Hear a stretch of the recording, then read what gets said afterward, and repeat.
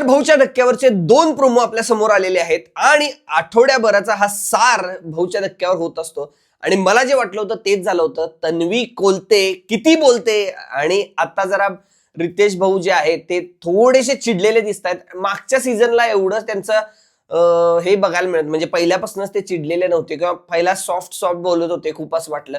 पण यावेळी मात्र त्यांना वाटलेलं आहे की आपण आता जरा सुटलं पाहिजे, कारण की हा शो हातातनं चाललेला आहे. एवढी मजा येत नाही या शो मध्ये. तर म्हणलं भाऊच्या धक्क्यावर काहीतरी शो मध्ये मजा आणूया, असं काहीतरी करूया असं मला वाटतंय. तसं मेकर्सनी त्यांना सांगितलं असेल की काय.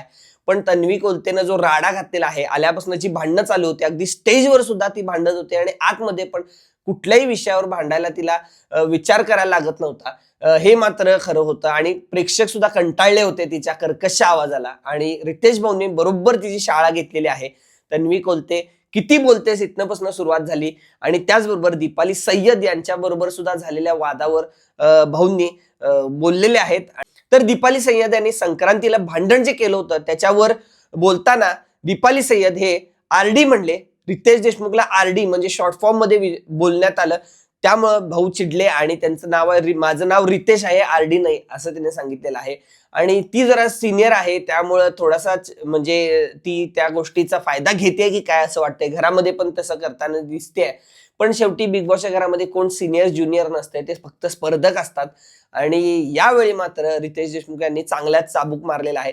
त्याचबरोबर प्रभूरला सुद्धा त्यांनी बोलला असेल असं मला वाटतं, अड्ड्यावर या. आणि आयुषला सुद्धा त्यांनी चपराक मारलेली आहे की तू फुसका बार आहेस फक्त, असंही म्हटलेला एक प्रोमो आलेला आहे. त्यामुळं सगळ्या गोष्टींमध्ये सध्या अनुश्री मानेला लोकांचा कल दिसतोय, कारण की तिचा खेळ चांगला आहे असं लोकांना वाटतंय. बऱ्याच तशा कमेंट सुद्धा पडलेल्या आहेत.